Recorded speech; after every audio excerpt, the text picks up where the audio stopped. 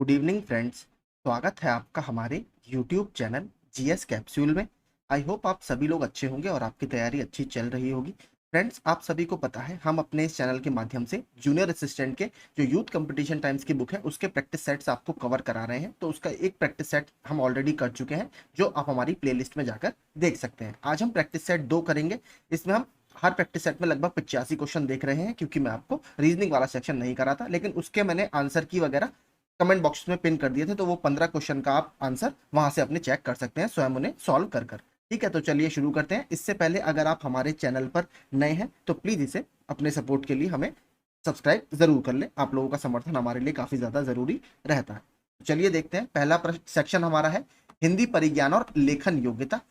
पहला क्वेश्चन है देवव्यागम का सही संधि विच्छेद क्या होगा। तो देवव्यागम की अगर हम बात करें, इसका कौन सा सही संधि विच्छेद होगा, तो पहली बात इसमें स्वर संधि है। स्वर संधि का मतलब प्रथम शब्द का अंतिम वर्ण और द्वितीय शब्द का प्रथम वर्ण जो हमारा है, इनके बीच अगर आपके दोनों स्वर हो तो वहां पर आपकी स्वर संधि बनती है। तो यहां पर अगर हम देखेंगे तो देवी प्लस आगम, ये आपका बिल्कुल सही ऑप्शन होगा। इसमें देखिए कौन सी संधि है, अगर हम बात करें तो इसमें आपकी यण संधि है। ठीक है, यण स्वर संधि का ये उदाहरण है। स्वर संधि आप सभी ने पढ़ा होगा, 5 प्रकार की होती है। दीर्घ स्वर संधि, गुण स्वर संधि, वृद्धि स्वर संधि, यण स्वर संधि और अयादि स्वर संधि, ये 5 प्रकार की स्वर संधियां होती हैं। तो इसमें देखिए रूल कौन सा लगता है।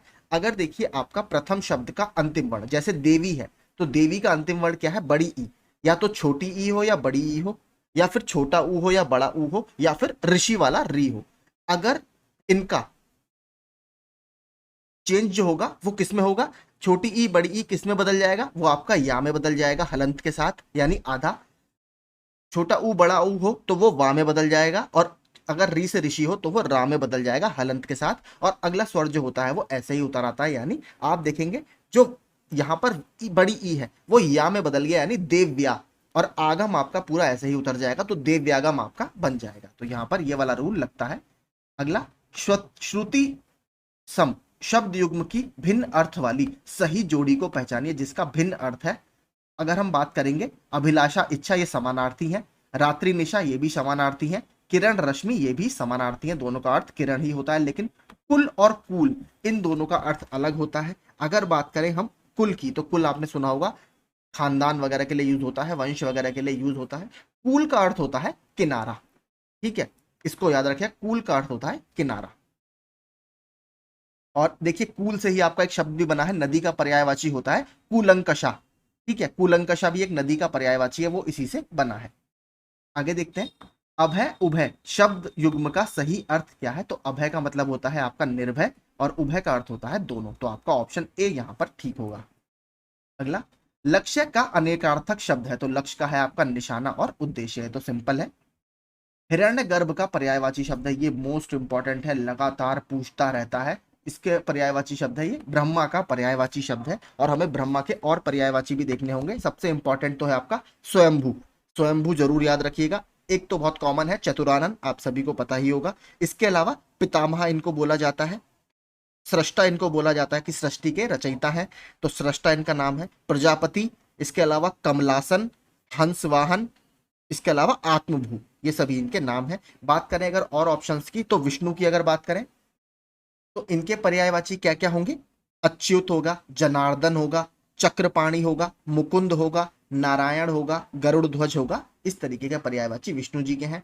बात करें अगर महेश के, तो महेश किसके लिए यूज किया जाता है, शिव जी के लिए यूज किया जाता है। तो यहाँ पर शिव जी के पर्यायवाची क्या होंगे, उमापति है, महादेव है, ठीक है, देवाधिदेव है, चंद्रमौली है, चंद्रशेखर है। ये सभी शब्द शिव जी के लिए यूज किए जाते हैं। बात करें गणेश जी की, तो गणेश जी का भी एक बहुत इंपॉर्टेंट है हेरंब। हेरंब याद रखिएगा, ये आरो यारो में पूछा जा चुका है, हेरंब। इसके अलावा विघ्न विनाशक है, लंबोदर है, गजानन है, विनायक है, एक दंत है। ये सभी गणेश जी के अन्य पर्यायवाची शब्द हैं। छठा प्रश्न भी देखिए थोड़ा अलग है। पाटल का अर्थ क्या है, तो ये इतना आसान नहीं है। पाटल बोला जाता है गुलाब। ठीक है, ऑप्शन बी। महात्मा का सही विलोम क्या होगा, तो महात्मा का सही विलोम होगा दुरात्मा। और दुर्जन किसका विलोम शब्द होता है, दुर्जन होता है सज्जन का। तो यहां पर हमारा ऑप्शन क्या होगा, ऑप्शन सी सही होगा। प्रत्याशा शब्द में उपसर्ग क्या है, तो इसमें कौन सा उपसर्ग है और क्या मूल शब्द है, तो आशा इसमें मूल शब्द है, और उपसर्ग इसमें क्या लगा है, प्रति। ठीक है, ऑप्शन सी इसमें सही होगा। इसकी तरह ही और कौन सा शब्द होता है आपका, प्रत्येक, जैसे प्रति प्लस एक, प्रत्येक उससे बनता है। खिचड़ी किस प्रकार का शब्द है, तो खिचड़ी शब्द है आपका देशज शब्द है। ठीक है, जैसे जिन शब्दों की उत्पत्ति का हमें कुछ पता नहीं होता और वो जो लोकल लोग होते हैं, स्थानीय लोग होते हैं, उनके द्वारा आवश्यकता अनुसार अपनी भाषा में यूज किए जाते हैं, उन्हें हम देशज शब्द कहते हैं। जैसे लोटा वगैरह हो गया, ये सभी शब्द आपके देशज शब्दों में आते हैं। निम्न में से कौन सा शब्द विदेशी नहीं है, तो जो कान शब्द है ये विदेशी नहीं है, ये तद्भव शब्द है और इसका तत्सम क्या होता है, कर्ण यानी कान। ठीक है, बाकी कमर, कमेटी और कमरा ये तीनों आपके विदेशज शब्द हैं। द्रवहुष दशरथ अजिर बिहारी, इसमें देखिए ये प्रश्न भी कई बार आ चुका है। इसमें अजिर का रेखांकित शब्द का अर्थ क्या होता है, तो अजिर का अर्थ यहां पर होता है आंगन, ऑप्शन ए। 12वां देखते हैं, कारक से संबंधित प्रश्न है। वह घर से बाहर गया, इस वाक्य में कौन सा कारक है, तो यहां पर आपने देखा होगा पृथक्करण का भाव है, अलगाव का भाव है, तो जहां पर अलगाव का भाग होता है वहां पर कौन सा कारक होता है, अपादान कारक होता है। तो यहां पर हमारा अपादान कारक ऑप्शन डी सही आंसर होगा। अब कारक वाला वीडियो आप मेरा देख लीजिएगा, प्लेलिस्ट में पड़ा हुआ है सामान्य हिंदी की, उसमें हमने सारे प्रीवियस ईयर के प्रश्न डिस्कस किए हैं, तब हमने कारक के बारे में अच्छे से बात की है। जिसका कोई शत्रु नहीं जन्मा है, वाक्यांश के लिए एक शब्द क्या है, तो इसे बोला जाता है अजात शत्रु। अजात शत्रु नाम के राजा भी हुए हैं प्राचीन भारतीय इतिहास में। इसके अलावा अजय किसको बोला जाता है, जिसे जीता ना जा सके। जिसका कोई शत्रु ना हो उसे शत्रुविहीन बोला जाता है। भूतकाल के कितने भेद होते हैं, तो भूतकाल के टोटल आपके 6 भेद होते हैं, तो मैं बता भी देता हूं। सामान्य भूतकाल, आसन्न भूतकाल, अपूर्ण भूतकाल, पूर्ण भूतकाल, एक होता है हेतु हेतु मद भूतकाल और एक संदिग्ध भूतकाल। तो ये सारे आपने सबने पढ़े होंगे। टोटल 6 आपके भूतकाल के भेद होते हैं। ऑप्शन डी हमारा यहाँ पर सही होगा। काल से संबंधित ये प्रश्न है। निम्नलिखित में से पुल्लिंग शब्द नहीं है, तो कौन सा पुल्लिंग शब्द नहीं है, इसमें अगर आप देखेंगे तो नकल जो शब्द है, ठीक है, नकल शब्द आपका पुल्लिंग नहीं है, स्त्रीलिंग के सेंस में यूज होता है। कैसे, आपने देखा होगा कि विद्यालयों में सामूहिक नकल कराई जा रही है, तो कराई जा रही है यहाँ पर आपका एक तरह से स्त्रीलिंग के रूप में यूज होता है नकल शब्द। बाकी रत्न, मोती और आपका बचपन ये सभी पुल्लिंग के सेंस में यूज होते हैं। वह ऐसा दौड़ा कि सब पीछे रह गए, वाक्य में ऐसा क्या है, तो देखिए वाक्य में अगर यहाँ पर आप देखेंगे तो यहाँ पर अव्यय है। ठीक है, अगर हम बात करें, देखिए कल मैंने आपको अव्यय की डेफिनेशन बताई थी, तो क्या था, ऐसे शब्द जिसमें आपके लिंग, वचन, कारक, पुरुष आदि के कारण कोई विकार या चेंज आपका उत्पन्न नहीं होता, वो अव्यय कहलाते हैं और वह सदैव हमेशा अपरिवर्तित या अनचेंज्ड रहते हैं, उन्हें हम अविकारी अव्यय कहते हैं। तो इसका देखिए कुछ और शब्द जैसे होते हैं आज, किंतु, परंतु, ऐसे, वैसे, क्योंकि, जो कि, ये सभी शब्द जिस तरीके के होते हैं ये अव्यय होते हैं, ये हमेशा इन पर कोई प्रभाव नहीं पड़ता और ये अपरिवर्तित रहते हैं। तो यहाँ पर आपका ऐसा वैसा ही शब्द है, तो ये अव्यय है। ठीक है, डेफिनेशन कल हमने जब प्रैक्टिस सेट किया था उसमें हमने डेफिनेशन देखी थी, उसमें यही पूछा था कि ऐसे शब्द क्या होते हैं जिस पर लिंग, वचन, पुरुष और कारक से कोई विकार उत्पन्न नहीं होता, तो वो अव्यय कहलाते हैं।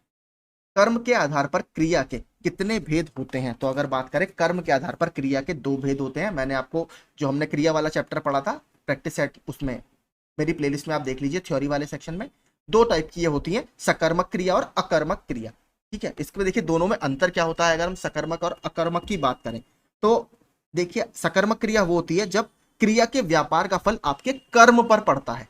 मैं इसका एग्जाम्पल आपको देता हूं, मंजुल आम खा रहा है, तो यहां पर क्रिया क्या है, खा रहा है, और इसका फल किस पर पड़ रहा है, आम पर पड़ रहा है, यानी कर्म पर पड़ रहा है। ठीक है, तो यहां पर क्रिया क्या है, ये सकर्मक है। अगर बात करें अकर्मक क्रिया की, जब आपके क्रिया के व्यापार का फल कर्ता पर पड़ता है तो वहां पर क्या होती है, अकर्मक क्रिया होती है। जैसे रति गई, तो गई यहां पर क्रिया है, लेकिन गई के क्रिया के व्यापार का फल किस पर पड़ा, कर्ता पर पड़ा, यानी रति पर पड़ा, तो यहां पर अकर्मक क्रिया है। गई जो है वो अकर्मक क्रिया है। ठीक है, याद रखिएगा, फिर से एक बार रिपीट कर देता हूं। अगर क्रिया के व्यापार का फल कर्म पर पड़ता है, जैसे मंजुलाम खा रहा है, तो यहां पर सकर्मक क्रिया है। अगर क्रिया के व्यापार का फल कर्ता पर पड़ता है तो वहां पर अकर्मक क्रिया होती है। तो क्रिया के कर्म के आधार पर क्रिया के 2 भेद हैं, सकर्मक और अकर्मक।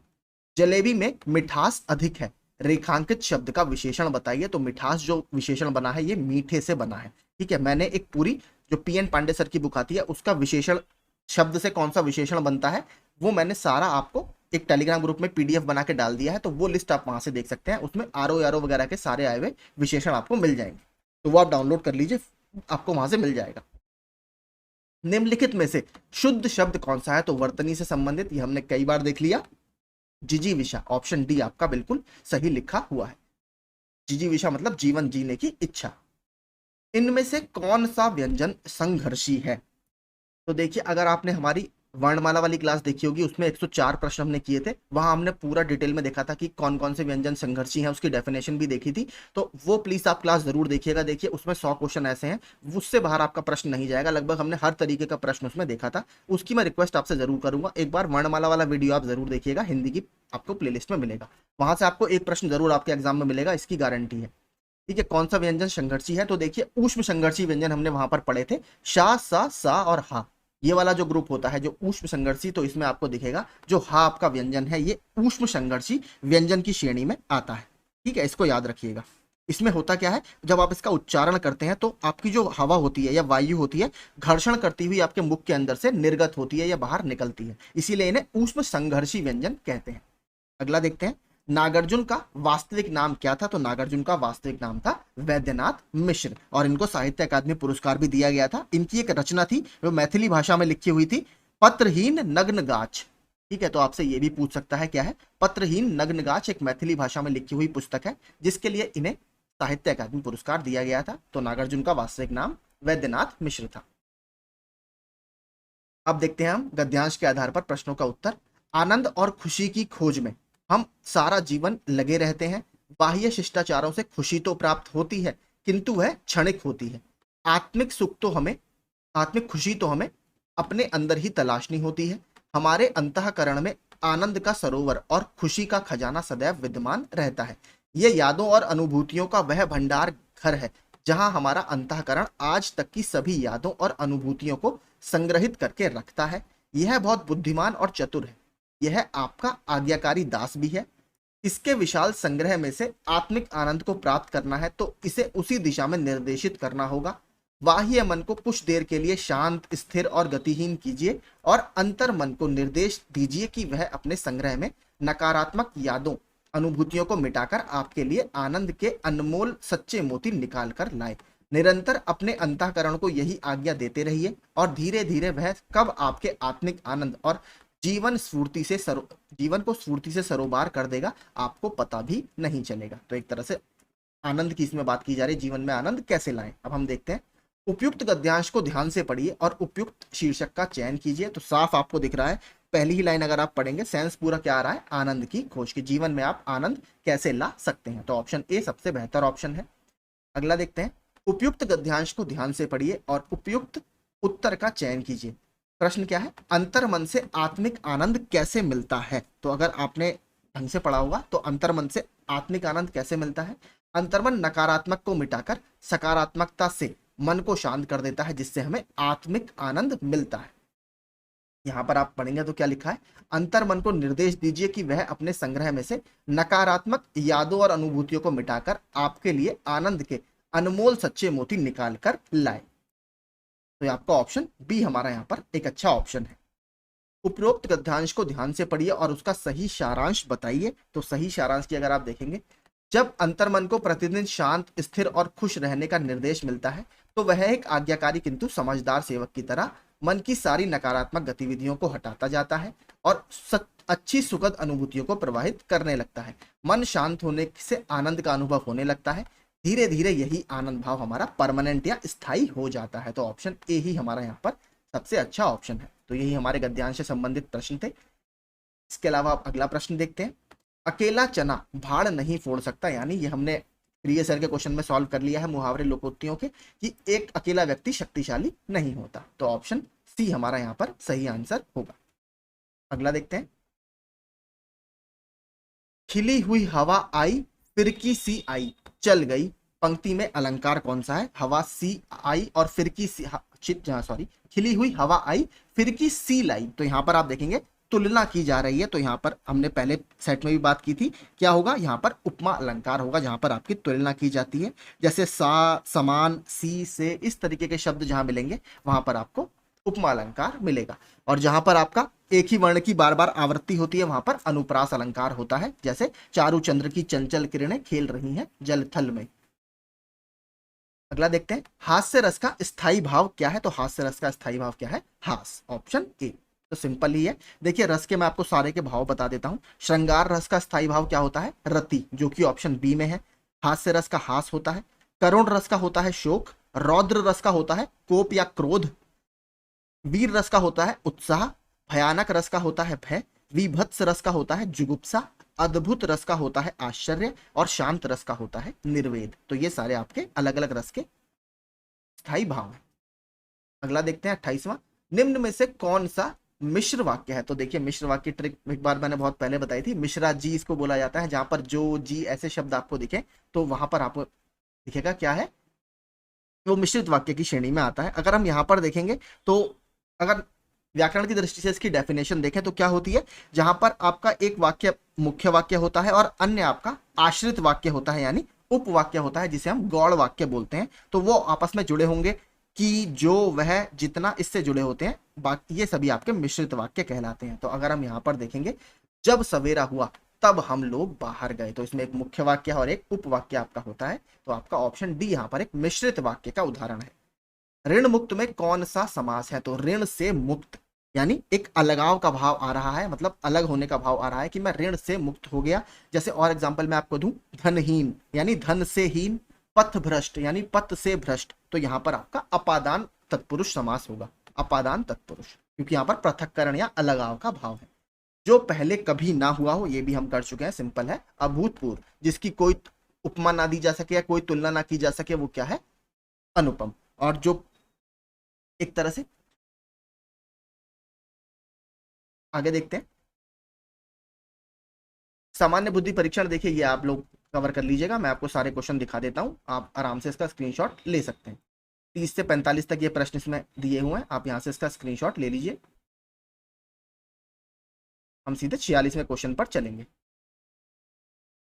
ये देखिए जिस तरीके से अभी आपके वीडियो के री एग्जाम में आए थे, उसी तरीके के सारे प्रश्न हैं। तो 46वां प्रश्न देखते हैं, जो कि जनरल नॉलेज से संबंधित है, सामान्य जानकारी। प्राचीन भारत का एक महत्वपूर्ण बंदरगाह शहर था। तो कौन से की बात कर रहा है? प्राचीन भारत का एक महत्वपूर्ण बंदरगाह शहर है ताम्रलिप्ति। ठीक है, ताम्रलिप्ति अगर आप वर्तमान में बात करें तो पश्चिम बंगाल का एक डिस्ट्रिक्ट है, मिदनापुर डिस्ट्रिक्ट। तो वहां पर एक ताम्लुक जगह है, तो वही माना जाता है कि जो ताम्लुक जगह है वो प्राचीन काल में ताम्रलिप्ति के नाम से जाना जाता था। तो ये आपका एक काफी महत्वपूर्ण प्राचीन भारत में एक बंदरगाह शहर था। आगे, खिज्र खान ने कौन से राजवंश को प्रारंभ किया? तो खिज्र खान ने सैयद वंश को प्रारंभ किया था। तो ये दिल्ली सल्तनत से संबंधित है। दिल्ली सल्तनत में आपको पता है सबसे पहले दास वंश था, फिर खिलजी वंश था, फिर तुगलक वंश था, और फिर आपका सैयद वंश था, और फिर लास्ट में आपका लोधी वंश था। तो ये चौथा दिल्ली सल्तनत का वंश था, सैयद वंश। और अगर बात करें तो 1414 से 1451 तक इन्होंने राज किया। तो बहुत लंबे समय तक इन्होंने राज नहीं किया। अगर बात करें, देखिए ये कैसे बने थे, तो आपको पता है सन 1398 में तैमूर लंग ने भारत पर आक्रमण किया था। उस समय तुगलक वंश के राजा थे कौन?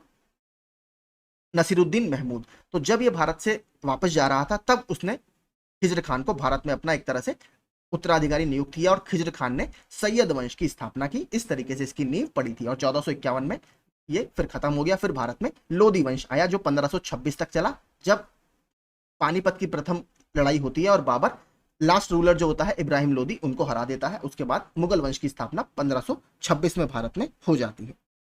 आगे चलते हैं। राणा सांगा के नेतृत्व में राजपूत सेनाओं और बाबर के बीच खानवा या खानवा की लड़ाई किस वर्ष में हुई थी? तो देखिए बाबर के टोटल 4 युद्ध बहुत फेमस है। सबसे पहला है आपका 1526 का, जो मैंने आपको बता दिया, बाबर और इब्राहिम लोदी के बीच में हुआ पानीपत का प्रथम युद्ध। उसके बाद 1527 में आपका युद्ध होता है कौन सा? खानवा का युद्ध। ठीक है, ये आपको याद रखना है, खानवा का युद्ध। तो ये आपसे यही पूछा है, किसके बीच में हुआ था? राणा सांगा और बाबर की सेनाओं के बीच में। फिर आपका इसके बाद 1528 में होता है चंदेरी का युद्ध। ठीक है, चंदेरी की साड़ियां आपने सुना होगा, मध्य प्रदेश का एक रीजन है बहुत फेमस, वहां पर चंदेरी की साड़ियां बहुत ज्यादा फेमस है, चंदेरी सिल्क उनको बोला जाता है। तो चंदेरी का एक राजा था मेदिनी राय। ठीक है, तो मेदिनी राय से इन्होंने लड़ाई की और उस लड़ाई में भी ये जीत गए। इसके बाद बात करते हैं अंतिम युद्ध की बाबर के।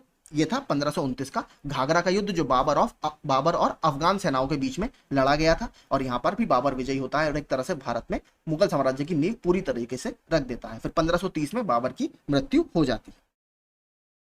बाबर से संबंधित कुछ और फैक्ट्स भी लगातार एग्जाम्स में पूछता रहता है। तो जैसे मैं आपको बताता हूँ, एक तो पूछता है कि बाबर ने अपनी जो आत्मकथा लिखी है वो किस भाषा में लिखी है। इसकी आत्मकथा का नाम है बाबरनामा, और इन्होंने वो चुगताई तुर्की भाषा में लिखी है, और उसमें हमें राजस्थान के मेवाड़ और साउथ इंडिया के विजयनगर साम्राज्य का जिक्र भी देखने के लिए मिलता है। इसके अलावा देखिए, जो हमने बात करी चौथी इनकी बैटल थी 1529 में, कौन सी? Battle of Ghaghara. तो देखिए बैटल ऑफ घाघरा ये माना जाता है कि एंशिएंट इंडिया में पहली ऐसी बैटल थी जो जमीन और पानी दोनों पर एक साथ लड़ी गई थी। तो ये भी बहुत इंपॉर्टेंट हमारे लिए फैक्ट है, बैटल ऑफ घाघरा जमीन और पानी पर लड़ी जाने वाली पहली बैटल मानी जाती है। तो ये भी इंपॉर्टेंट है, इसको याद रखिएगा। इसके अलावा अगर बाबर की और बात करें तो बाबर को देखिए पहले आराम बाग आगरा में दफनाया गया था और उसके फिर 9 साल बाद इनको वहां से हटाकर काबुल में दफनाया गया। ये भी याद रखिएगा, ये प्रश्न आया हुआ है कि इनमें से किस मुगल सम्राट को पहले भारत में और बाद में फिर अफगानिस्तान में दफनाया गया है? तो बाबर को दफनाया गया है। ठीक है, तो ये सारे आपके इंपॉर्टेंट इससे फैक्ट्स हो गए। आगे चलते हैं। अफगानिस्तान के साथ भारतीय सीमा की लंबाई कितनी है? तो अफगानिस्तान के साथ भारतीय सीमा की लंबाई लगभग 106 किलोमीटर है। अब तो देखिए पाक ऑक्यूपाइड जो कश्मीर है, जो पाकिस्तान एडमिनिस्ट्रेटेड कश्मीर है, वहां पर ये टच करती है। सर डूरंड जो थे, ठीक है, इसको डूरंड लाइन बोला जाता है। सर डूरंड ने इसकी डिमार्केशन किया था। तो वो मैं आपको मैप भी दिखा देता हूं, आज मैंने आपकी सुविधा के लिए इसमें मैप भी लगाए हैं। तो अगर आप यहां पर देखेंगे, ये इस समय अगर आप देखेंगे इस तरीके से पाक ऑक्यूपाइड कश्मीर का आता है, तो यहां पर अफगानिस्तान है, ये आपका अफगानिस्तान है, ठीक है, ये आपका पाकिस्तान है, ठीक है, ये वाला जो एरिया है आपका, ये वाला, ठीक है, यहां से भारत की सीमा अफगानिस्तान से लगती है लगभग 106 किलोमीटर की, और इसे ही डूरंड लाइन बोला जाता है। और ये जो पक्का सा छोटा सा आप नैरो यहाँ पर कॉरिडोर देखेंगे, इसे वाखन कॉरिडोर बोला जाता है। याद रखिएगा वाखन कॉरिडोर। इसके ऊपर आपको पता है चाइना का जिनजियांग प्रोविंस है, जिनजियांग प्रांत है, वहीं पर आपका ये टच करता है थोड़ा सा। तो ये पूरा जो एक तरह से वाखन कॉरिडोर है, याद रखिएगा वाखन कॉरिडोर है। 106 किलोमीटर लंबी डूरंड लाइन है हमारी अफगानिस्तान के साथ, जो कि वर्तमान में पाक ऑक्यूपाइड कश्मीर या पाक अधिकृत कश्मीर में पड़ती है। सर डूरंड ने इसको खींचा था, इसलिए इसको डूरंड लाइन भी बोला जाता है। अगला देखते हैं 50वां। हुंडरू जलप्रपात निम्नलिखित में से किस नदी के किनारे पर स्थित है? तो हुंडरू जलप्रपात आपके वर्तमान में झारखंड में स्थित है, और कौन सी नदी के ऊपर है? ये आपका सुवर्ण रेखा नदी के ऊपर स्थित है। ठीक है, सुवर्ण रेखा, ऑप्शन ए। इसके अलावा अगर बात करें सुवर्ण रेखा नदी कहां से निकलती है, तो छोटा नागपुर का जो पठार है वहां से ये निकलती है, और इसके अलावा कहां पर जाती है? ये बंगाल की खाड़ी में गिरती है, और उड़ीसा राज्य से भी ये प्रवाहित होती है। हुंडरू जलप्रपात आपका सुवर्ण रेखा नदी के ऊपर है, कहां पर? झारखंड के रांची में। निम्नलिखित में से कौन सी एक प्रायद्वीपीय नदी नहीं है? तो सिंपल अगर हम देखेंगे तो इसमें से कौन सी आपकी प्रायद्वीपीय नदी है? इसमें से नर्मदा जो नदी है आपकी, ये प्रायद्वीपीय नदी है, और नर्मदा और ताप्ती दोनों आपको पता होगा ये पश्चिम की तरफ फ्लो करती हैं और अरब सागर में गिरती हैं। अगर बात करें नर्मदा नदी की कहां से निकलती है, तो ये मध्य प्रदेश के अमरकंटक की पहाड़ियों से निकलती है, और ये कहां कहां से? मध्य प्रदेश, महाराष्ट्र और गुजरात से होती हुई खंबात की खाड़ी में गिरती है। इसके अलावा भारत की सबसे लंबी नदी की बात करें तो वो गंगा है, 2510 किलोमीटर की। ठीक है, और ब्रह्मपुत्र नदी क्यों फेमस है? क्योंकि दुनिया का सबसे बड़ा जो नदी द्वीप है वो ब्रह्मपुत्र नदी के द्वारा ही बनाया जाता है असम में, और इसका नाम क्या है? मजूली आइलैंड। अगला देखते हैं। मिट्टी की संरचना को गंभीर नुकसान होने से पहले मिट्टी जिस भार को सहन कर सकती है उस भार को क्या कहते हैं? तो इसे कैरिंग कैपेसिटी बोला जाता है या धारिता क्षमता बोला जाता है। ऑप्शन डी यहां पर बिल्कुल सही होगा, कैरिंग कैपेसिटी। आगे, भारतीय संविधान का अनुच्छेद 32 किससे संबंधित है? तो हमारे अनुच्छेद 32 कौन सी श्रेणी में आता है? तो हमारे संविधान का जो भाग 3 है जिसमें आर्टिकल 12 से 35 तक है वो है फंडामेंटल राइट्स या मौलिक अधिकार, और अनुच्छेद 32 की बात करें तो इसको इंग्लिश में बोला जाता है राइट टू कॉन्स्टिट्यूशनल रेमेडीज या संवैधानिक उपचारों का अधिकार। ठीक है, इसके तहत आपको पता है 5 तरीके की रिट्स जारी की जाती है सुप्रीम कोर्ट के द्वारा, और ये पावर हाई कोर्ट को भी है, लेकिन उसका अनुच्छेद दूसरा है, वो है 226। अनुच्छेद 32 के तहत आपकी हेबियस कॉर्पस, सर्टियोररी, क्वो वारंटो, मैंडामस और आपका प्रोहिबिशन, ये 5 तरीके की रिट सुप्रीम कोर्ट के द्वारा जारी की जाती हैं, और यही अधिकार हाई कोर्ट को भी है। मैं फिर बता रहा हूं, अनुच्छेद 226 के तहत। ठीक है, बाकी अगर बात करें तो राइट टू लाइफ आपको पता ही होगा, अनुच्छेद 21 में आता है। संपत्ति का अधिकार पहले मौलिक अधिकार था, लेकिन अब मौलिक अधिकार नहीं है। 44वें संविधान संशोधन से सन 1978 में इसे अब एक लीगल राइट या वैधानिक अधिकार बना दिया गया है, और ये अब अनुच्छेद 300A के अंतर्गत एक लीगल राइट है। बात करें वित्तीय आपातकाल की, संविधान में 3 तरीके के आपातकाल की बात की गई है। 352 अनुच्छेद में नेशनल इमरजेंसी या राष्ट्रीय आपातकाल की बात की गई है। 356 में प्रेसिडेंट रूल, राष्ट्रपति शासन या स्टेट इमरजेंसी की बात की गई है, और 360 में वित्तीय आपातकाल की बात की गई है, यानी फाइनेंशियल इमरजेंसी। अभी तक भारत में एक बार भी वित्तीय आपातकाल नहीं लगा है, जो कि अनुच्छेद 360 के तहत लगाया जाता है। इसमें सरकार के पास ये पावर होती है कि वो कुछ लोगों की सैलरीज वगैरह घटा दे, इस तरीके के चीजें इसमें स्टेप्स लिए जा सकते हैं। लेकिन अभी तक हमारे सामने ऐसी कोई फाइनेंशियल इमरजेंसी नहीं आई। 1991 में एक बार बहुत ज्यादा बड़ा इकोनॉमिक क्राइसिस आया था, लेकिन तब हमने एलपीजी रिफॉर्म्स, जिसको आप उदारीकरण की नीति बोलते हैं, वो हमने अपनाकर उसको टैकल कर लिया था। भारतीय संविधान की प्रस्तावना के संबंध में निम्नलिखित में से कौन सा कथन सही है? यह संविधान का भाग नहीं है। इसे 1972 में संविधान के एक संशोधन द्वारा बाद में सम्मिलित किया गया था, गलत है। इसे संसद द्वारा संशोधित नहीं किया जा सकता है, ये भी गलत है। यह प्राप्त किए गए उद्देश्य को इंगित करता है, बिल्कुल ठीक है। देखिए, जो प्रस्तावना है इसके बारे में थोड़ा सा डिटेल में बात करते हैं।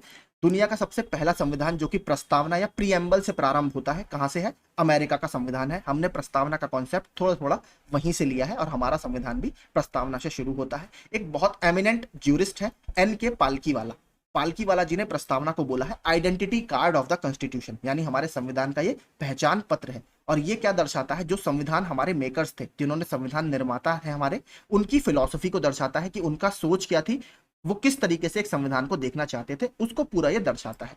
इसके बाद बात करें, अलग अलग सुप्रीम कोर्ट के जो जजमेंट आए हैं, ठीक है, उसमें संविधान का भाग हमारी प्रियम्बल को माना गया है कि संविधान का एक इंटीग्रल पार्ट है। और जब संविधान का पार्ट है तो आपको पता है अनुच्छेद 368 के तहत इसको बदला जा सकता है, क्योंकि 368 के तहत संविधान संशोधन की प्रक्रिया का पालन किया जाता है। लेकिन इसमें हम कुछ भी ऐसा चेंज नहीं कर सकते जो कि बेसिक स्ट्रक्चर को उसके चेंज करे या मूलभूत ढांचे को बदले, जो कि आपका Keshavananda Bharati versus state of Kerala में 1973 में कोर्ट का जजमेंट आया था। बात करें 1972 में संविधान संशोधन द्वारा बाद में सम्मिलित किया गया, गलत है। इसे मात्र एक बार अभी तक 42वें संविधान संशोधन से सन 1976 में अमेंड किया गया है, संशोधित किया गया है, जिसके तहत इसमें 3 शब्द जोड़े गए थे, सोशलिस्ट, सेक्युलर और इंटीग्रिटी। ये 3 शब्द इसमें जोड़े गए हैं। वर्तमान में अगर आप बात करेंगे तो ऐसा ऑर्डर है इसका, sovereign, socialist, secular, democratic, Republic, इस तरीके का ऑर्डर हमारे प्रियम्बल में हमें मिलता है। प्रियम्बल को देखिए, अगर इसकी हिस्ट्री की बात करें तो जवाहरलाल नेहरू ने उद्देश्य का प्रस्ताव, जिसको इंग्लिश में ऑब्जेक्टिव रिजोल्यूशन बोला जाता है, उसको रखा था पटल पर। कब? जो हमारी 1946 में संविधान सभा की मीटिंग्स शुरू हुई थी। अगर हम बात करें किस तारीख को रखा था, तो संविधान सभा की तीसरी मीटिंग के दिन, पहली मीटिंग 9 दिसंबर 1946 को हुई थी, दूसरी 11 दिसंबर को हुई थी, तीसरी मीटिंग 13 दिसंबर 1946 को हुई थी। उस दिन जवाहरलाल नेहरू ने इसको पटल पर रखा था और इसको 22 जनवरी 1947 को अडॉप्ट कर लिया गया और यही हमारा एक तरह से प्रस्तावना का आधार बना। ऑब्जेक्टिव रिजोल्यूशन, उद्देश्य का प्रस्ताव, डेट सारी याद रखिएगा। 13 दिसंबर 1946 को पटल पर रखा गया, 22 जनवरी 1947 को अडॉप्ट कर लिया गया। इसके अलावा बात करें, इसे संसद द्वारा संशोधित नहीं किया जा सकता, मैंने आपको बता दिया। जब ये हमारे संविधान का इंटीग्रल भाग है, उसका ही भाग है, तो हमें और संविधान के भाग की तरह इसे भी संशोधित कर सकते हैं अनुच्छेद 368 के तहत। बट हमें एक चीज ध्यान रखनी होगी, ये संविधान के मूलभूत ढांचे को परिवर्तित ना करे, ठीक है, या इसके ऐसे प्रोविजन को परिवर्तित ना किया जाए जो मूलभूत ढांचे से संबंधित है। यह निर्णय किसका है? Kesavananda Bharati versus state of Kerala सन 1973 का। ठीक है, तो ये इसका पूरा बैकग्राउंड हो गया। निम्न में से किस अवधि के दौरान मोरारजी देसाई भारत के उप प्रधानमंत्री रहे? पहला फैक्ट यही है, उप प्रधानमंत्री का जिक्र हमारे पूरे संविधान में कहीं नहीं है। एक थोड़ा सा पॉलिटिकल एजेंडा है जिसको पूरा करने के लिए इस पद को दिया जाता है। सबसे पहले जवाहरलाल नेहरू के कार्यकाल में सरदार वल्लभ भाई पटेल को इस पद पर रखा गया। उसके बाद इंदिरा गांधी गवर्नमेंट के टाइम में 1967 से 1969 तक मोरारजी देसाई उप प्रधानमंत्री के पद पर रहे। अगला, PIL का पूर्ण रूप क्या है? तो ये एक अमेरिका का कॉन्सेप्ट था, वहां से हमने ये अडॉप्ट किया है और इसको क्या बोला जाता है? Public interest litigation. Option A, PIL, public interest litigation. और भारत में अगर इसको बात करें तो ये किसके बोला जाता है? कौन से जजों के शासनकाल में या कौन से जजों के कार्यकाल के दौरान ये भारत में आई है? तो PN भगवती जी और VR कृष्ण अय्यर, इन 2 जजों का इसमें बहुत ज्यादा बड़ा रोल है। ठीक है, तो भारत में PIL का जनक भी इनको बोला जाता है, याद रखिएगा, PN भगवती और VR कृष्णन अय्यर को। इस आयोग समिति की सिफारिश पर हरियाणा राज्य का गठन किया गया था? तो जो सरदार हुकुम सिंह थे, ठीक है, हुकुम सिंह की संसदीय समिति के आधार पर इसका गठन किया गया था। और कौन से सन में इसका गठन किया है? आपका 1965 में इसका गठन, 1966 में इसका गठन किया गया था। ठीक है, बात करें JVP कमेटी आपका, तो जवाहरलाल नेहरू, वल्लभ भाई पटेल और पट्टाभी सीतारमैया इसके मेंबर थे। ये कमेटी आपकी 1950 के दौरान बनाई गई थी। इसके बाद धार कमीशन आपका बना था, ये भी आपके विभाजन से संबंधित था, अलग अलग राज्यों के गठन से। फिर आपका फजल अली कमीशन आता है, इसके आधार पर पहली बार भारत में 14+6 14 राज्यों की और 6 केंद्र शासित प्रदेशों का गठन किया जाता है फजल अली कमीशन की रिपोर्ट के आधार पर। तो ये सारे ही आपके भाषाई आधार पर राज्यों को बांटने से संबंधित है। सबसे पहला भाषाई आधार पर बनने वाला राज्य कौन सा था? आंध्र प्रदेश, ये भी याद रखिएगा। भारत सरकार के प्रतीक में निम्नलिखित में से कौन मौर्य वंश से अपनाया नहीं गया था? तो कौन सा नहीं अपनाया गया था? अगर आप बात करेंगे, 4 शेर वहां पर हैं, सत्यमेव जयते उसके नीचे लिखा हुआ है, ठीक है। अगर बात करें घोड़ा और सांड, इसमें से कौन सा वहां से नहीं अपनाया है? तो देखिए, जो सत्यमेव जयते हैं ये हमने मौर्य वंश से नहीं अपनाया, ये हमने कहां से लिया है? ये हमने लिया है मुंडका उपनिषद से। हमने अपने अशोक की लाट के नीचे हम इसे लिखते हैं, लेकिन ये अशोक के ओरिजिनल वहां से नहीं लिया गया, ये मुंडका उपनिषद से लिया गया है। बाकी सारे 4 शेर अशोक के सारनाथ स्तंभ से लिए गए हैं। उसके नीचे जो अबेकस है उसमें 4 जानवर और हैं, वो मैंने आपको बताया था कौन से, BHEL उसका कोड है, BHEL। बी मतलब बुल, H मतलब हॉर्स यानी घोड़ा, E मतलब एलिफेंट और L मतलब लॉयन। तो उसके नीचे ये 4 जानवर हैं, ये भी आप याद रखिएगा। और इसके अलावा उपनिषद से एक और प्रश्न बहुत पूछा जाता है। एक तो यही हो गया मुंडका उपनिषद वाला, एक पूछा जाता है नचिकेता और यम का संवाद कौन से उपनिषद से हमने लिया है? तो नचिकेता और यम का संवाद मुंडका उपनिषद में ना होकर ये कठोपनिषद में है, यानी कथा उपनिषद से हमने ये लिया है, नचिकेता और यम का संवाद। ये भी यूपीएससी की परीक्षा में पूछा गया है। आगा, मांग वक्र किसके अधीन अनियत रहता है? तो आपका इकोनॉमी का प्रश्न है। तो जो मांग वक्र होता है ये अल्पाधिकार के अधीन अनियत रहता है। अगर बात करें मौद्रिक नीति का मुख्य उद्देश्य क्या होता है? तो किसी भी देश का केंद्रीय बैंक मॉनेटरी पॉलिसी बनाता है। हमारे यहाँ भी मॉनेटरी पॉलिसी कमेटी है, मौद्रिक नीति आपकी समिति है, आपने सुना होगा, रिजर्व बैंक के गवर्नर वगैरह उसमें रहते हैं। तो इसका मुख्य काम क्या होगा? तो आप देखेंगे मूल्य स्थिरता के साथ आर्थिक विकास को प्रोत्साहित करना। तो मौद्रिक पॉलिसी में देखिए कभी कभी आपकी एक्सपेंशनिस्ट पॉलिसी होती है, जिसमें आपका ब्याज को सस्ता किया जाता है ताकि लोग आपसे लोन लें और उससे नया कहीं ना कहीं कैपिटल इन्वेस्टमेंट खड़ा करें। तो इस तरीके से आपकी डेवलपमेंट वगैरह को प्रमोट करते हैं। अगर मार्केट में बहुत ज्यादा इन्फ्लेशन है तो आप थोड़ा सा पैसा मार्केट से निकालते हैं। इस तरीके की मौद्रिक नीतियां अपनाई जाती हैं किसी भी देश के केंद्रीय बैंक के द्वारा। अगला, अप्रैल 2023 में नेटो का 31वां सदस्य कौन सा देश बना? तो अभी यह वीडियो के एग्जाम में पूछा गया है। नेटो का मेंबर बना है फिनलैंड, ठीक है। फिनलैंड की अगर कैपिटल की बात करें तो क्या है? हेलसिंकी इसकी कैपिटल है। बात करें अगर नेटो की, तो नेटो की स्थापना 1949 में की गई थी, जब आपका कोल्ड वॉर चल रहा था, शीत युद्ध चल रहा था। एक थे पश्चिमी देश जो अमेरिका के द्वारा लीड किए जा रहे थे, जो मतलब मुख्य रूप से पूंजीवादी देश थे या कैपिटलिस्ट देश थे। एक तरफ था आपके पूर्वी देश जो रशिया जिसको लीड करता था, और रशिया में आपको पता है उस समय क्या था, कम्युनिस्ट का दौर था, साम्यवादी दौर था। तो इन्होंने बनाया नेटो, पश्चिमी देशों ने मिलकर नेटो, और पूर्व के देशों ने मिलकर क्या बनाया था? Warsaw pact. वॉर्सो एक जगह है पोलैंड में, उसकी राजधानी है, वहां पर मिलकर इन्होंने वॉर्सो बनाया था। पूर्व के देशों ने शीत युद्ध के दौरान और पश्चिमी देशों ने नेटो बनाया था 1949 में। इसका अगर हेडक्वार्टर की बात करें तो बेल्जियम की राजधानी है ब्रसेल्स, वहां पर इसका हेडक्वार्टर है।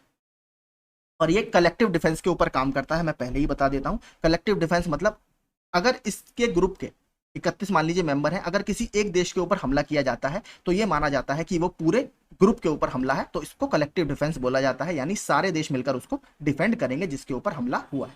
अभी रशिया तभी इससे बहुत नाराज था क्योंकि फिनलैंड कहीं ना कहीं रशिया का एक तरह से बॉर्डरिंग उधर का नेशन है। अगर आप मैप देखेंगे, मैं दिखाता हूं आपको, तो ये देखिए इसका मैप है, ये रहा आपका फिनलैंड जो कि अभी 31वां मेंबर बना है नेटो का। आप देखेंगे ये पूरा जो एरिया है, ठीक है, ये आपका इसका रशिया से बॉर्डर करता है। तो रशिया को थोड़ा सा इस पर ऑब्जेक्शन था क्योंकि आपको पता है जो नेटो है वो कलेक्टिव डिफेंस पर काम करता है, यानी किसी एक मेंबर के ऊपर अटैक कहीं ना कहीं पूरी ग्रुप के ऊपर अटैक माना जाता है। तो रशिया थोड़ा सा इससे नाराज था। तो ठीक है, फिनलैंड की कैपिटल मैं आपको बता चुका हूँ है हेलसिंकी, ठीक है। आज मैंने थोड़ा सा इसमें मैप्स वगैरह आप लोगों के लिए लगाए हैं ताकि चीजें आपको बेहतर समझ में आए। जम्मू कश्मीर की पहली महिला जिन्हें वन्यजीव संरक्षण पुरस्कार 2023 से सम्मानित किया गया है तो ये है आलिया मीर जी। जम्मू कश्मीर में अभी 2 से 3 चीजें बहुत इंपॉर्टेंट है करंट अफेयर्स से, तो मैं आपको यहाँ पर वो भी कवर करा देता हूँ। एक अभी हाल ही में वहां पर एक यात्रा शुरू की गई है, मचैल माता यात्रा, ठीक है। तो काफी लंबी वो यात्रा चलती है, तो याद रखिएगा मचैल माता यात्रा कश्मीर में शुरू हुई है। इसके अलावा कश्मीर में एक और बहुत इंपॉर्टेंट अभी बल्कि 2 फेस्टिवल मनाए गए। एक तो आपका वहां पर मनाया जाता है खीर भवानी मेला। खीर भवानी मेला बहुत इंपॉर्टेंट है, तो वहां पर माता रानी को आपका खीर वगैरह चढ़ाई जाती है मंदिर में, इसलिए उसका नाम खीर भवानी मेला है।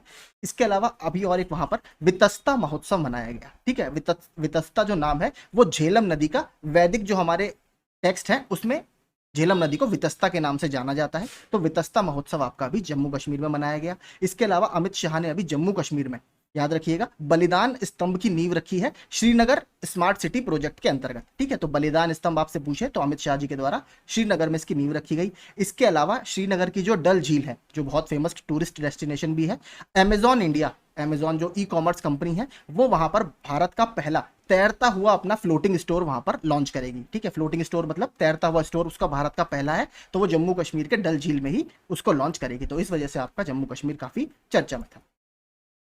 हाल ही में कौन सा राज्य मनरेगा मजदूरी में सर्वाधिक वृद्धि करने वाला राज्य बना है? तो ये बना है आपका राजस्थान। ये इंपॉर्टेंट है क्योंकि मनरेगा से आपके लगातार प्रश्न पूछे जाते रहते हैं।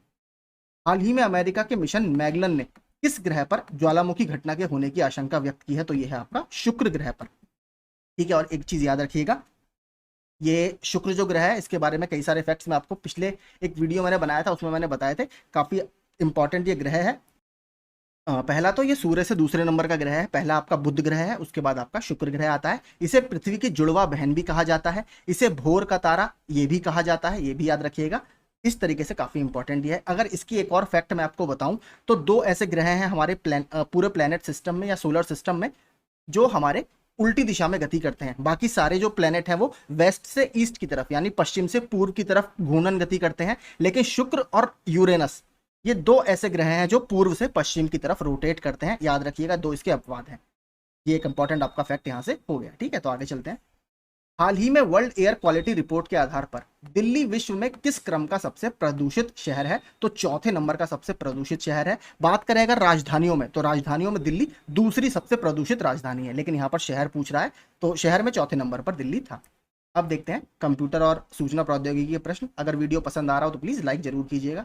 The size of a word in computer, यानी कंप्यूटर में एक शब्द का आकार। देखिए, एक कंप्यूटर में तो फिक्स होता है, जैसे मान लीजिए मैं अगर लैपटॉप पर काम कर रहा हूं, मेरे कंप्यूटर के लिए फिक्स होगा, लेकिन अलग अलग कंप्यूटरों के मध्य ये भिन्न भिन्न हो सकता है। तो आपका ऑप्शन डी यहां पर सबसे बेहतर आंसर है।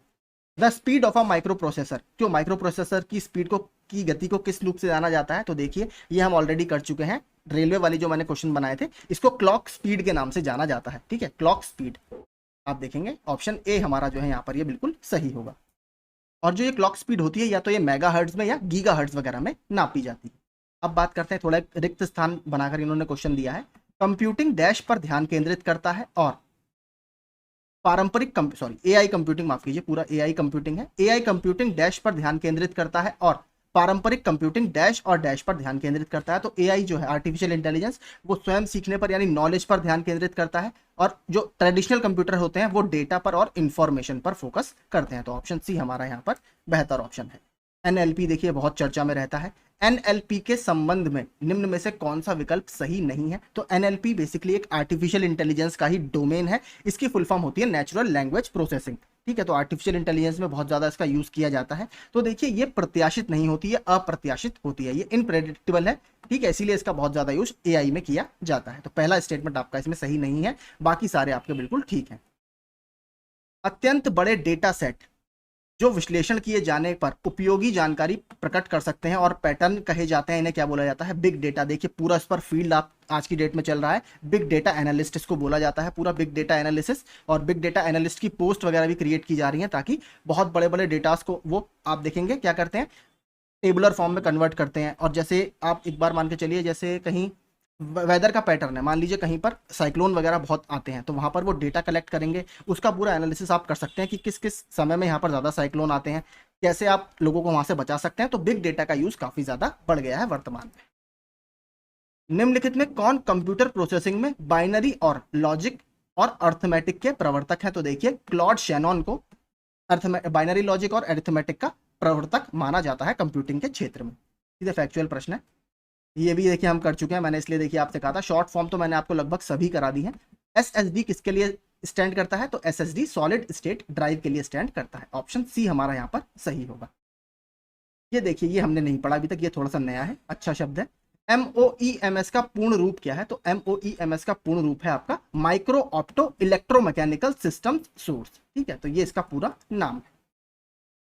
Which of the following is not a valid menu in MS Word? तो MS Word 2016 में एक मान्य मेन्यू आइटम नहीं है। तो देखिए, डेटा वहां पर कोई आइटम नहीं होता अगर आपने MS Word पर थोड़ा सा काम किया होगा। पूर्व निर्धारित मानों के साथ स्वचालित रूप से फॉर्म आदि भरने वाली सुविधा को क्या कहा जाता है? तो देखा होगा आपने कभी कभी जब आप किसी साइट पर जाकर लॉगिन करते हैं तो आपका वो ऑटोफिल कर देता है। अपने नाम का आप एक अक्षर लिखते हैं, वो पूरी डिटेल्स आपकी ले लेता है, तो इसको बोला जाता है ऑटोफिल।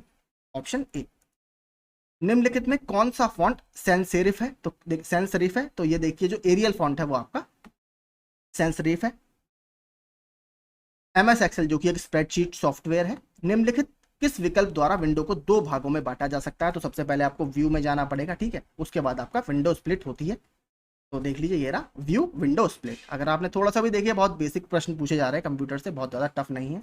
ईमेल भेजते समय पीसीसी क्या दर्शाता है? तो देखिए दो होते हैं, एक सीसी होता है, एक बीसीसी होता है। सीसी का मतलब होता है कार्बन कॉपी, बीसीसी का मतलब होता है ब्लाइंड कार्बन कॉपी। मान लीजिए आपको 10 लोगों को एक मेल भेजना है, लेकिन आप ये चाहते हैं कि जो रिसिपिएंट है केवल उसको ये पता ना लगे कि बाकी 9 किन लोगों को मैंने ये मेल भेजा है, तो उसके लिए आप बीसीसी में उसको डालते हैं, यानी ब्लाइंड। आप सामने वाला पर्सन ये नहीं देख पाता कि बाकी किन लोगों को ये मेल भेजा गया है, ठीक है। तो blind carbon copy, option D इसका सही उत्तर होगा। निम्नलिखित में से कौन सा ऑपरेटिंग सिस्टम नॉन इंटरैक्टिव है? तो देखिए बैच प्रोसेसिंग जो सिस्टम होता है ऑपरेटिंग सिस्टम, ये आपका नॉन इंटरैक्टिव है, इसमें सीधे इंटरैक्ट आप नहीं करते। कंप्यूटर के बारे में निम्नलिखित में से कौन सा कथन सही है? यह केवल सॉफ्टवेयर से बना होता है, गलत है। इसमें सॉफ्टवेयर हार्डवेयर दोनों होते हैं। कंप्यूटर स्वयं सारी जानकारी व्यवस्थित कर सकता है, देखिए ऐसा नहीं है। ऐसा तो फिर अगर आप कंप्यूटर चला के छोड़ देंगे सब कुछ अपने आप होगा, तो आपको इसमें यूजर को डेटा इसमें मैनेज करना पड़ता है, अलग अलग फोल्डर्स वगैरह में आप अपना इंफॉर्मेशन डालते हैं। कंप्यूटर केवल हार्डवेयर से बना होता है, ये भी गलत है। तो इसमें देखिए लास्ट वाला जो स्टेटमेंट है ये बिल्कुल ठीक है। यह एक इलेक्ट्रॉनिक उपकरण है जो डेटा को संग्रहित, पुनः प्राप्त और संसाधित करता है। तो ये स्टेटमेंट आपका इसमें ठीक होगा। अब देखते हैं उत्तर प्रदेश स्पेशल। देखिए उत्तर प्रदेश स्पेशल मैं शुरू करने से पहले बता दूं, मैंने 2 वीडियो इसके ऑलरेडी बना दिए हैं। एक परीक्षा वाणी का पूरा वीडियो है जिसमें 600 प्रश्न है, और एक उत्तर प्रदेश स्पेशल का वीडियो है जिसमें हमने 290 प्रश्न बनाए हैं जो यूपी ट्रिपल एससी के 2015 से 2022 तक की सभी परीक्षाओं में पूछे गए हैं। तो वो 2 वीडियो आपको मेरी जीएस जीके की प्लेलिस्ट में मिल जाएंगे, उन दोनों को आप देख लीजिए, यूपी स्पेशल आपका अच्छे से कवर हो जाएगा। कानपुर में स्थित कृषि और प्रौद्योगिकी विश्वविद्यालय का नाम किस स्वतंत्रता सेनानी के नाम पर रखा गया है? तो ये एक पहला फैक्ट इससे है, ये उत्तर प्रदेश का सबसे पुराना कृषि विश्वविद्यालय है और इसका नाम है चंद्रशेखर आजाद जी के नाम पर। इसके अलावा अगर उत्तर प्रदेश के कुछ और कृषि विश्वविद्यालयों की बात करें तो मैं आपको बताता हूं। एक है आचार्य नरेंद्र देव कृषि एवं प्रौद्योगिकी विश्वविद्यालय जो कि अयोध्या में स्थित है, ये इसके ठीक अगले साल बना है 1976 में। इसके बाद सरदार वल्लभ भाई पटेल कृषि एवं प्रौद्योगिकी विश्वविद्यालय, ये मेरठ में स्थित है। एक बांदा कृषि और प्रौद्योगिकी विश्वविद्यालय जो बुंदेलखंड के क्षेत्र को कवर करता है, तो ये बांदा में स्थित है। एक ये बहुत इंपॉर्टेंट है, सैम हिगिन बॉटम कृषि प्रौद्योगिकी एवं विज्ञान विश्वविद्यालय, ये आपके प्रयागराज में स्थित है।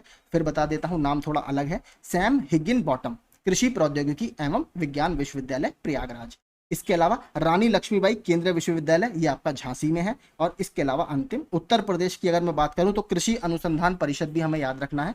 उत्तर प्रदेश की कृषि अनुसंधान परिषद की स्थापना 1989 में की गई है, कहां पर? लखनऊ में, ठीक है। तो ये सब आप याद रखिएगा फैक्ट्स। आगे चलते हैं। जनसंख्या की दृष्टि से उत्तर प्रदेश में प्रथम 5 सबसे बड़े नगर कौन से हैं? तो देखिए अगर 2011 की जनगणना की मैं आपसे बात करूं तो सबसे ज्यादा पॉपुलेशन है कानपुर सिटी में, ठीक है। उसके बाद नंबर है आपका लखनऊ का, ठीक है। फिर नंबर है आपका गाजियाबाद का। टॉप 3 तो देखिए मुझे याद है, लेकिन देखिए इसमें गाजियाबाद तो है नहीं, तो आपको अगला मिलेगा आगरा। आगरा की अगर देखेंगे उसके बाद आपका नंबर है वाराणसी का। तो देखिए इसमें कुछ ऑर्डर गलत मुझे लग रहा है, मैं आपको बता देता हूं। देखिए सबसे नंबर 1 पर है कानपुर, फिर आता है लखनऊ, फिर आता है आपका गाजियाबाद, फिर आगरा, फिर वाराणसी और फिर मेरठ। तो देखिए इसमें आगे पीछे ये हो गए हैं, आगरा इधर आना चाहिए, वाराणसी इधर आना चाहिए, तब आपका ये वाला ऑप्शन सही होगा। ऐसे देखेंगे तो इसमें कोई भी सही नहीं है। फिर देखिए टॉप के 5 में आपको शहर बता देता हूं, एक बार और सुन लीजिए। कानपुर नगर, लखनऊ, गाजियाबाद, आगरा, वाराणसी और आपका मेरठ, ठीक है। ये याद रखिएगा 5 टॉप के। आगे चलते हैं। 83वां प्रश्न, उत्तर प्रदेश में किसके प्रचार हेतु कन्या सुमंगला योजना की शुरुआत की गई थी? तो 2019 में इसकी शुरुआत की गई है। परिवार की 2 लड़कियों को इस सुविधा दी जाती है, आप सभी को इसके बारे में पता होगा। 15,000 रुपए वगैरह तक इसके लिए दिए जाते हैं। तो लड़कियों के एक तरह से स्वास्थ्य और शैक्षणिक मानक को इंप्रूव करने के लिए ये योजना लाई गई थी। संगम योजना का मुख्य उद्देश्य क्या है? तो संगम योजना मुख्य रूप से विकलांगों के डेवलपमेंट से संबंधित है। तो देखिए विकलांग से एक प्रश्न और आपका बहुत इंपॉर्टेंट पूछा जाता है। उत्तर प्रदेश में एक विकलांग विश्वविद्यालय स्थापित किया गया है, जगत गुरु राम भद्राचार्य विकलांग विश्वविद्यालय, जो कि चित्रकूट में स्थित है। इसको याद रखिएगा, काफी इंपॉर्टेंट है। पीएसी विद्रोह के समय उत्तर प्रदेश के मुख्यमंत्री कौन थे? तो जो पीएसी विद्रोह हुआ था वो हुआ था 1973 में। उस समय कमलापति त्रिपाठी जी उत्तर प्रदेश के माननीय मुख्यमंत्री थे। कन्हैयालाल माणिकलाल केंद्रीय हिंदी संस्थान कहां पर स्थित है? तो ये आपके आगरा में स्थित है। निम्नलिखित में से कौन सी अनुसूचित जनजाति उत्तर प्रदेश के वाराणसी जिले में नहीं पाई जाती? तो सहरिया जो जनजाति है ये मुख्य रूप से ललितपुर में आपको देखने के लिए मिलेगी। मैंने आपको कल बताया था उत्तर प्रदेश का सबसे ज्यादा जनजातीय आबादी वाला जिला कौन सा है? सोनभद्र है। उत्तर प्रदेश में सबसे ज्यादा संख्या में जनजाति कौन सी है? तो थारू जनजाति, जो कि हमें तराई बेल्ट में देखने के लिए मिलती है। ठीक है, तो ये फैक्ट इससे संबंधित है। एक बार पूछ लिया था 10 नई जनजातियों को कौन से सन में लिस्ट में जोड़ा गया है, शेड्यूल्ड ट्राइब्स की या अनुसूचित जनजातियों की? तो 2003 में 10 नई जनजातियों को उसमें जोड़ा गया है। यह सवाल भी पूछा हुआ है, याद रखिएगा। अति लोकप्रिय धार्मिक पत्रिका कल्याण प्रकाशित होती है कहां से? तो गीता प्रेस गोरखपुर से। आप लोग प्लीज कमेंट करके जरूर बताइएगा गीता प्रेस को हाल ही में कौन सा पुरस्कार दिया गया है, और नरेंद्र मोदी जी भी वहां पर इसमें शामिल हुए थे गोरखपुर में। प्लीज बताइएगा जरूर कि गीता प्रेस गोरखपुर को इस बार कौन सा पुरस्कार दिया गया है। ऐतिहासिक मेले और स्थान हमें मिलाने हैं। जल विहार मेला बुंदेलखंड, बटेश्वर मेला पश्चिमांचल, बलदेव छठ का मेला पूर्वांचल। तो देखिए ये गलत है, जो बलदेव छठ का मेला होता है ये आपके फरीदाबाद हरियाणा में मनाया जाता है, ना कि यहाँ पर। बाकी शुक्रताल का मेला मुजफ्फरनगर ठीक है, बटेश्वर का मेला पश्चिमांचल ठीक है, और जल विहार का मेला बुंदेलखंड ये भी ठीक है। कुशीनगर बौद्धों के लिए महत्वपूर्ण है क्योंकि गौतम बुद्ध नगर यहाँ पर, तो देखिए गौतम बुद्ध जी को यहाँ पर उनकी मृत्यु हो गई थी और यहाँ पर उन्हें महापरिनिर्वाण की प्राप्ति हुई थी। तो ऑप्शन डी हमारा यहाँ पर ठीक है। उनकी बॉडी के अवशेष यहाँ पर एक स्तूप के अंदर दफनाए गए हैं और उसका स्तूप का नाम है रामभर स्तूप। एक बार पूछ लिया था जहां पर भगवान बुद्ध की मृत्यु हुई थी कुशीनगर, वो कौन से महाजनपद की राजधानी था? तो देखिए इतिहासकार मानते हैं मल्ल महाजनपद जो है, मल्ल महाजनपद की दो राजधानियां थी, एक थी पावापुरी और एक थी कुशीनगर। इसको पहले कुशीनरा के नाम से भी जानते थे। तो यहाँ पर दो राजधानियां मानी जाती हैं। पावापुरी भी बहुत इंपॉर्टेंट है, क्यों? क्योंकि पावापुरी में महावीर स्वामी जी की मृत्यु हुई थी। ये सब आप दोनों फैक्ट याद रखिएगा। इसके अलावा जो 16 महाजनपद है उसका हमें कौन कौन से ग्रंथों में जिक्र मिलता है? तो बौद्ध धर्म का ग्रंथ है अंगुत्तर निकाय, उसमें हमें 16 महाजनपद का जिक्र मिलता है, और जैन धर्म का एक ग्रंथ है भगवती सूत्र, उसमें भी हमें 16 महाजनपद का जिक्र देखने के लिए मिलता है। कुशीनगर याद रखिएगा, यह मल्ल महाजनपद की राजधानी हुआ करता था। आगे चलते हैं। किस फ्रांसीसी यात्री ने काशी को भारत का एथेंस यानी एथेंस ऑफ इंडिया कहा था? तो बर्नियर ने यह कहा था। और बर्नियर देखिए एक चिकित्सक था, एक डॉक्टर था बाय प्रोफेशन, और जो मुगल एक राजा थे दारा शिकोह, उनका ये चिकित्सक हुआ करता था। दारा शिकोह बहुत इंपॉर्टेंट है क्योंकि दारा शिकोह ने उपनिषदों का पारसी में अनुवाद किया था, और किस शीर्षक के नाम से किया था? सिर ए अकबर के नाम से इन्होंने उसका अनुवाद किया था दारा शिकोह ने।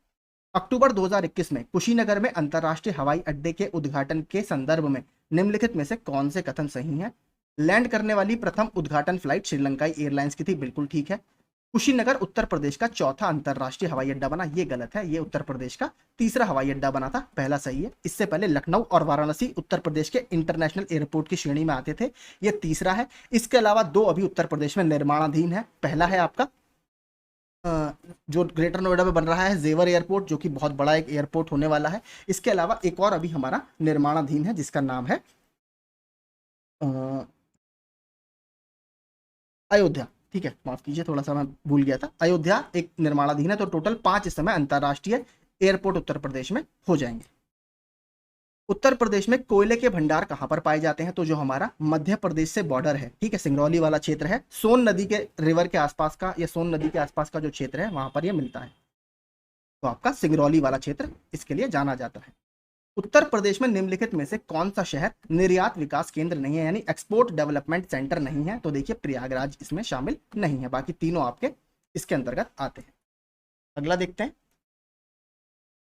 उत्तर प्रदेश की अर्थव्यवस्था के विभिन्न प्रखंडों की अभिनव प्रकृतियां निराशाजनक संभावनाएं दर्शाती हैं। किस क्षेत्र में? सेवाओं के क्षेत्र में, क्योंकि देखिए सेवा के क्षेत्र में थोड़ा सा स्किल लेबर आपको चाहिए, लेकिन उत्तर प्रदेश आपको पता है कृषि प्रधान राज्य है, यहाँ पर एग्रीकल्चर में बहुत ज्यादा लोग इन्वॉल्व रहते हैं। तो सेवा के क्षेत्र में थोड़ा स्किल डेवलपमेंट उस लेवल का नहीं है, इसलिए ये थोड़ा सा निराशाजनक संभावनाएं दर्शाता है।